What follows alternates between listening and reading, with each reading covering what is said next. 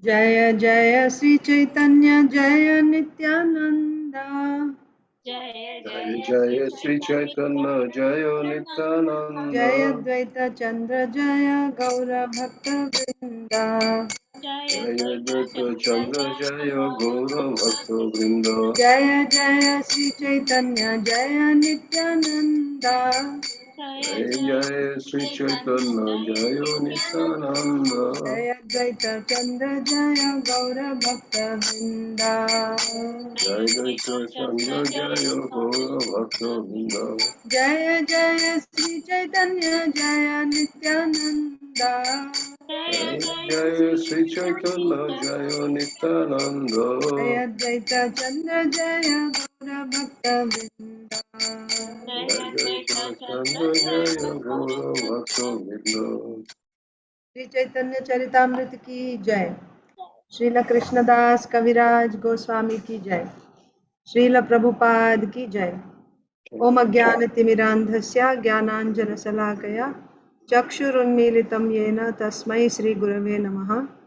श्रीचैतन्यमनोभीष्टं स्थापितं येन भूतले स्वयं रूपः कदा मह्यं ददाति स्वपदान्तिकम्।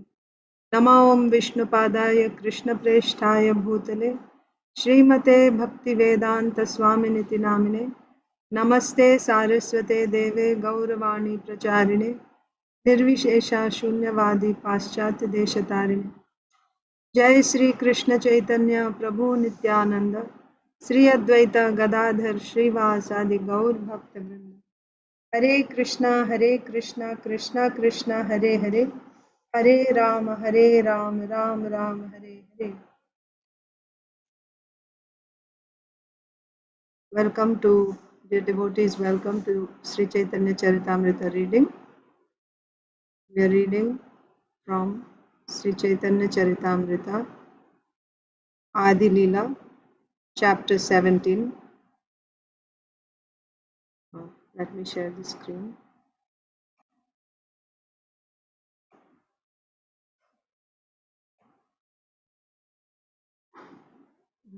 Chapter 17, the pastimes of Lord Chaitanya Mahaprabhu in his youth.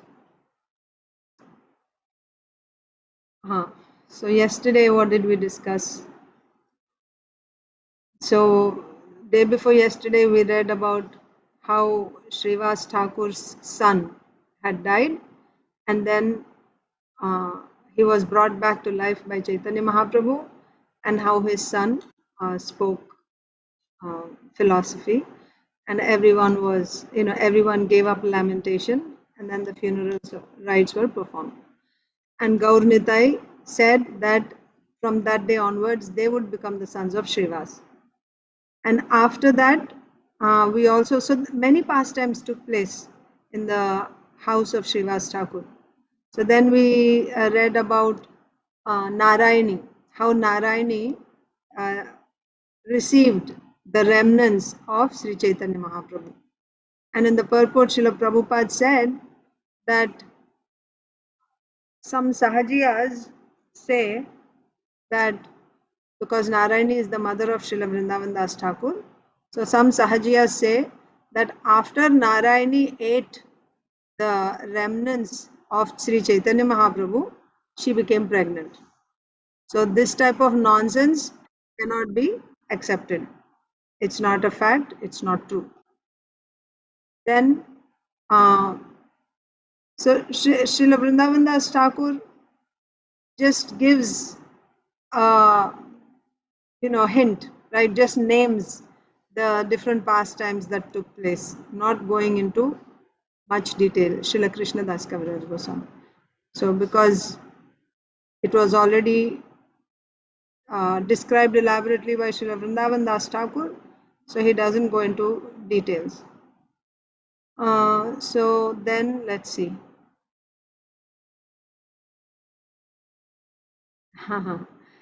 Something else happened. What were we discussing yesterday?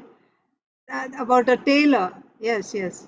Srivas Thakur had a tailor who was a meat eater. But one day, when he saw Sri Chaitanya Mahaprabhu dancing, because Mahaprabhu is dancing in Srivas Thakur's courtyard. So Srivas Thakur's servants, and apparently this tailor was also there at that time. So they also got to see Mahaprabhu's dance. So seeing Mahaprabhu dancing, he got very much enchanted by Mahaprabhu's dance. When Mahaprabhu saw that this Mlecha, meat eater, is attracted to his dance, he actually revealed his form as Krishna to this tailor. And then when he saw Krishna's form, that means anyone who's touched by the Lord, will he have any ignorance, any more ignorance? It's not possible. So when he saw the form of Krishna, then he went into ecstasy. He's saying, I have seen. And he started dancing in ecstasy with Chaitanya Mahaprabhu and Nityananda Prabhu. So then,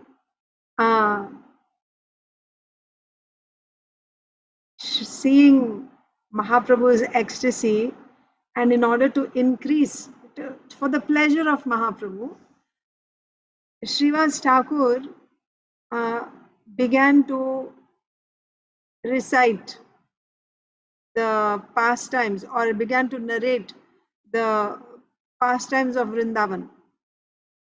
Why he began to recite pastimes of Vrindavan? Because Mahaprabhu is now in Krishna's form. He's showing his Krishna form to this tailor. So now Srivas Thakur began to recite the pastimes of Krishna in Vraja.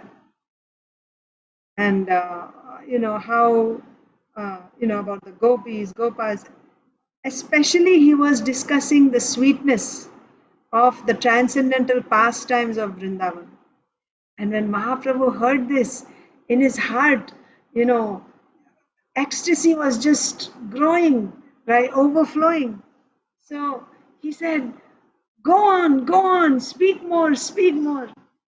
So then Srivas Thakur began to narrate the topmost of all pastimes, the Rasa Leela, and the various transcendental mellows, right? Various transcendental emotions and pastimes that took place in the Rasa Leela. And Mahaprabhu, as he was listening, he would say, go on, right? Speak more. So like that. And when Mahaprabhu urged Srivas to speak more, Srivas Thakur would elaborate again. Those things he would speak again and again, elaborating more. And in this way, Lord Chaitanya Mahaprabhu's ecstasy was just growing and growing and growing unlimitedly. He was asking for his flute. Correct. That's how it started, actually. Correct. So, when he became Krishna, he asked Srivas Thakur, Srivas, where is my flute? And then Srivas said, my lord, your flute is stolen by the gopis. And this took Mahaprabhu into, another level. He went into ecstasy hearing that the gopis stole. Then he said, speak more, speak more. Correct. Thank you, Mataji. And then he started speaking about the Vrindavan pastimes. And Mahaprabhu said, speak more. And then he started speaking about Ras Leela, like that. So let's see what happened after that. I'll just read the translations again. There was a tailor who was a meat eater, but was sewing garments for Srivas Thakur. The Lord, being merciful to him, showed him his own form, saying, I have seen, and dancing in ecstatic love as though mad, he became a first-class Vaishnava. Yes, he actually became first-class Vaishnava. In ecstasy, the Lord asked Srivas Thakur to deliver his flute, but Srivas Thakur replied, your flute has been stolen away by the gopis. Hearing this reply, the Lord said in ecstasy, go on talking, go on talking. Thus, Srivas described the transcendental mellows of the pastimes of Sri Vrindavan. Yeah. In the beginning, Srivas Thakur described the transcendental sweetness of Vrindavan's pastimes. Hearing this, the Lord felt great and increasing jubilation in his heart. Thereafter, the Lord again and again asked him, speak on, speak on. Thus, Srivas again and again described the pastimes of Vrindavan, vividly expanding them. Srivas Thakur extensively explained how the gopis were attracted, yes, also to this particular pastime, how the gopis were attracted to the flute sound, right? They were in their homes, and when they heard the flute sound, they could hear Krishna calling, so they would just go into the forests of Vrindavan. So they were attracted to the forests of Vrindavan by the vibration of Krishna's flute and how they wandered together in the forest. Srivas Pandit narrated all the pastimes enacted during the 6 changing seasons. He described the drinking of honey, the celebration of the Rasa dance, the swimming in the Yamuna, and other such incidents. So, practically all night he was just describing all these various pastimes, all the pastimes that take place during the 6 seasons. And then, when the Lord, hearing with great pleasure, said, go on speaking, Srivas Thakur described the Ras Leela. So, ultimately, which is filled with transcendental mellows, as the Lord thus requested, and Srivas spoke, the morning appeared, and the Lord embraced Srivas Thakur and satisfied him. We'll start with 241 now. तबे आचार्येर घरे coil Krishna लीला रुक्मिणी स्वरूप प्रभु आपने होइला. Thereafter, so now another pastime. A dramatization of Krishna's pastimes was performed in the house of Sri Chandrasekhar Acharya. The Lord personally took the part of Rukmini, the foremost of Krishna's queens. So Chandrasekhar Acharya's home is none other than the Chaitanya Mutt, where we have the Samadhi of Srila Bhakti Siddhanta Saraswati Thakur, and also where you find Radha Kund, Shyam Kund, Govardhan, all that is there here. Chandrasekhar Acharya's home. So Mahaprabhu performed pastimes mainly in 3 places. One is, of course, Yoga Peeth, where he appeared and he performed his childhood pastimes. Then, after he manifested his Sankirtan Leela, then mainly he would perform pastimes in Srivasangan and in Chandrasekhar Acharya. That would be where all the devotees gathered with Chaitanya Mahaprabhu to perform Kirtan. Mostly, majority of the time in Srivasangan, but also sometimes in Chandrasekhar Acharya's home. And of course, Mahaprabhu would individually visit Advaita Acharya's home, Murari Gupta's home, and there are pastimes there one-on-one. But as a gathering, Sankirtan would happen in Srivasangan and then Chandrasekhar Acharya's home. So this dramatization of Krishna's pastimes took place in Chandrasekhar Acharya's home. Thereafter, a dramatization of Krishna's pastimes was performed in the house of Sri Chandrasekhar Acharya. The Lord personally took the part of Rukmini. So Chaitanya Mahaprabhu became Rukmini, the foremost of Krishna's queens.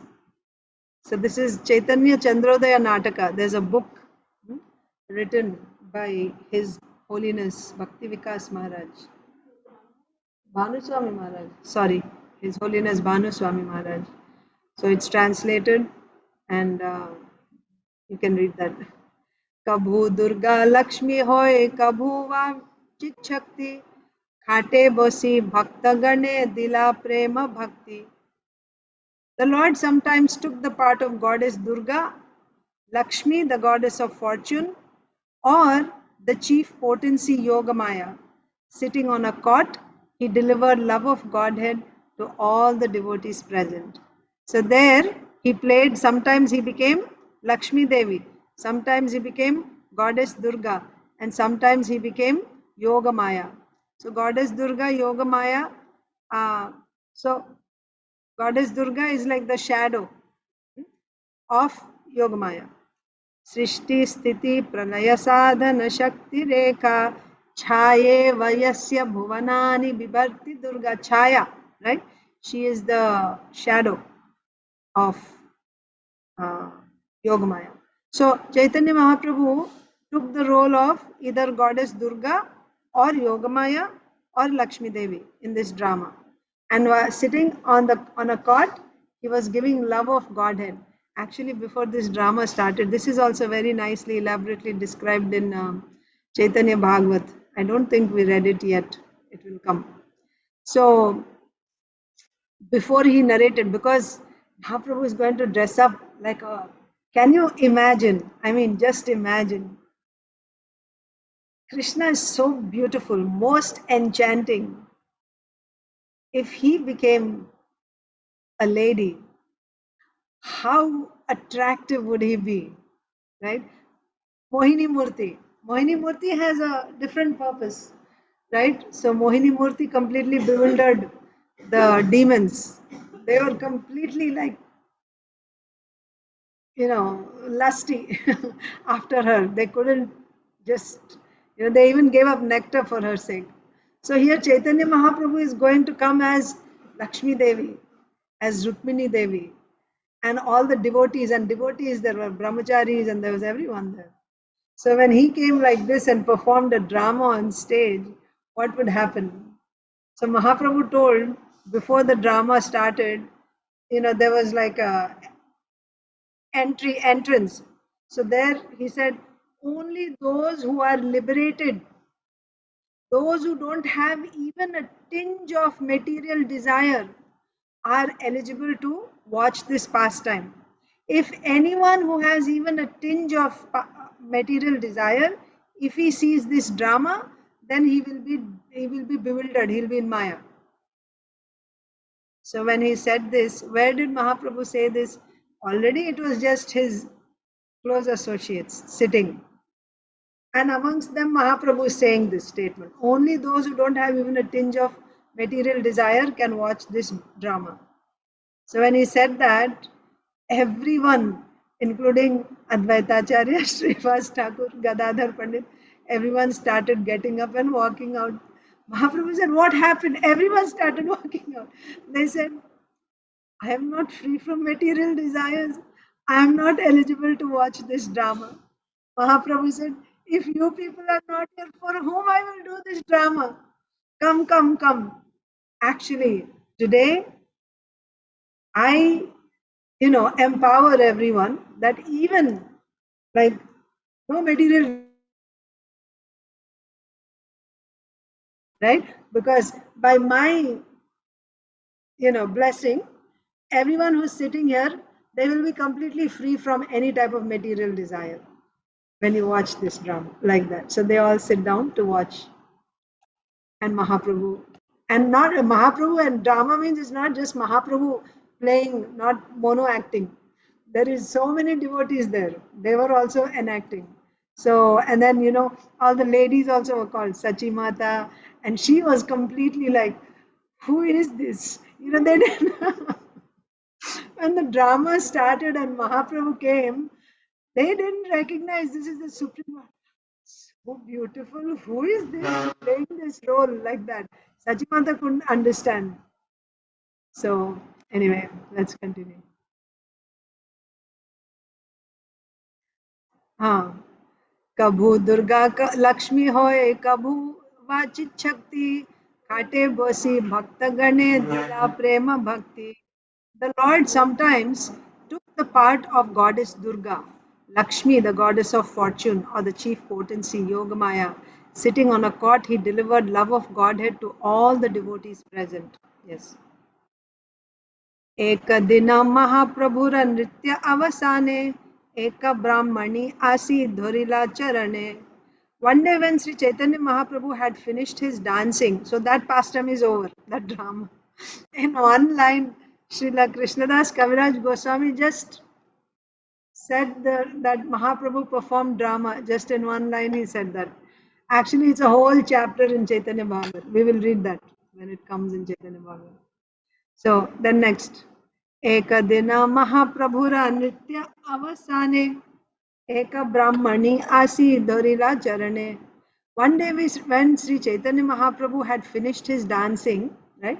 Every day he would have kirtan in Srivas Angan's home. So he would be dancing. Kirtan means what will happen in kirtan? Mahaprabhu is dancing in ecstasy and everyone else is going mad, right? And then, they'll be rolling on the ground, dancing, screaming, laughing, crying. So after the Lord finished dancing, a woman, the wife of a Brahmana, came there and caught hold of his lotus feet. A Brahmana's wife. चरणेरा धूलि से लोय वार वार देखिया प्रभुरा दुख होइला अपारा. As she took the dust of his lotus feet again and again, she came, she caught hold of the lotus feet of Mahaprabhu, and not just that, she just came and she just came and pranam and bowed, like sometimes people do, touch the feet and then go away. But she was again and again taking dust from his feet like this. She was doing bar bar. Again, she's taking dust from the feet of uh, Mahaprabhu. Then how did Mahaprabhu feel? The Lord became unlimitedly unhappy. This is also, ultimately when we do whatever we do, we want to please the Vaishnavas. When we please the Vaishnavas, then we get the mercy of the Lord. Sometimes devotees try to forcibly, go and take dust from their feet or forcibly eat their remnants and things like that. It's different, as friends jokingly sometimes they do for fun. That's a different story. I'm not saying that, but sometimes even pretty forcibly people just come and they just try to give you some donation, or they just try to um, they can be pretty heavy actually. So we don't please Vaishnavas like that. At the end of the day, you want to make them happy, you want to please them, whatever we do, right? Whether when you're taking their blessings can be taken from a distance also. You don't have to go and touch their feet and rub your head on their feet and all that. If they're okay with that and if they are pleased with that, go ahead. But if they are not, then you shouldn't do that. Anyway, so Mahaprabhu felt, why I'm saying this, because here it says Mahaprabhu became unlimitedly unhappy. Srila Prabhupada also would not allow, especially outsiders. Disciples is a different story, but outsiders he would not allow them to touch his feet. As she took the dust of his lotus feet again and again, the Lord became unlimitedly unhappy. Purport: this holding of a great personality's lotus feet is certainly very good for the person who takes the dust. Yes? Why? Because you take all his qualities, you take all his sukriti, whatever, and then you become wealthy. So actually it is a selfish act when you try to do it with that mood. Oh, you are so great, I'll take everything from you. And then that's not good, right? So this holding of a great personality's lotus feet is certainly very good for the person who takes the dust. But this example of Sri Chaitanya Mahaprabhu's unhappiness indicates that a Vaishnava should not allow anyone to take dust from his feet. Yes. So, if Mahaprabhu, he is the Supreme Personality of Godhead, what does he have to lose? If Mahaprabhu is feeling so unhappy if someone touched his feet, then who are we? Following in the footsteps of Mahaprabhu, Srila Prabhupada also would not allow. He would not allow. We should also not allow anyone to touch our lotus feet, especially outsiders, right? Your children and your disciples is a different story. That is, if you are willing, that's a different story. And even then, the only purpose you accept that is to offer it to the Supreme Lord. That's the only reason why we even accept it. We accept it to offer it to the Supreme Lord, not because we are superior. So, this holding of a great personality's lotus feet is certainly very good for the person who takes the dust. But this example of Sri Chaitanya Mahaprabhu's unhappiness indicates that a Vaishnava should not allow anyone to take dust from his feet. One who takes the dust of a great personality's lotus feet transfers his sinful activities to that great personality. That's why. So now if you say, oh good, so I'll go and touch that person and I'll shed all my sins here and I'll go away, I'll become free. That's a materialistic person's mentality. Am I going to please Krishna by doing that?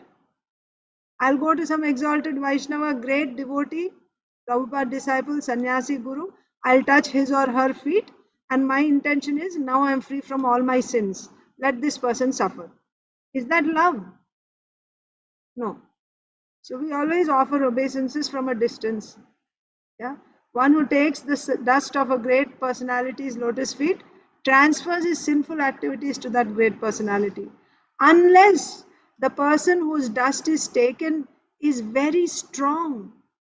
He must suffer the sinful activities of the person who takes the dust. Why we should not allow anyone else to touch our feet? Because that person will drop off his or her sins on us. And if we are not very powerful, then we'll have to suffer all those sinful reactions. Therefore, ordinarily, it should not be allowed. Ordinarily, it should not be allowed. Sometimes in big meetings, people come to take the same advantage by touching our feet. On account of this, sometimes we have to suffer from some disease. Prabhupada is saying. Prabhupada is saying, because of ordinary people coming and touching his feet, Prabhupada is saying, sometimes I have to suffer diseases. As far as possible, no outsider should be allowed to touch one's feet to take dust from them. Sri Chaitanya Mahaprabhu personally showed this by his example, as explained in the next verse. So we'll stop here. It's already 4:18, but it's an important principle. That's why I elaborated on that. Yeah, don't allow anyone to touch your feet. Ordinary persons, right? Even after we come to, now I've been explaining about bhakti, right? Even after we come to bhakti, it doesn't mean we have become free from all our sins right away. It's a gradual process. Like you turn off the fan and the fan is still rotating. Like that, even after you start Ananya Bhakti, what to speak of our Bhakti? Have we started Ananya Bhakti? But even after you start Ananya Bhakti, it's not that instantly all your karma is gone. You still carry some baggage. It's going away gradually. At Anartha Nivritti stage, everything goes away. After Anartha Nivritti, everything goes away. Until then, you still carry.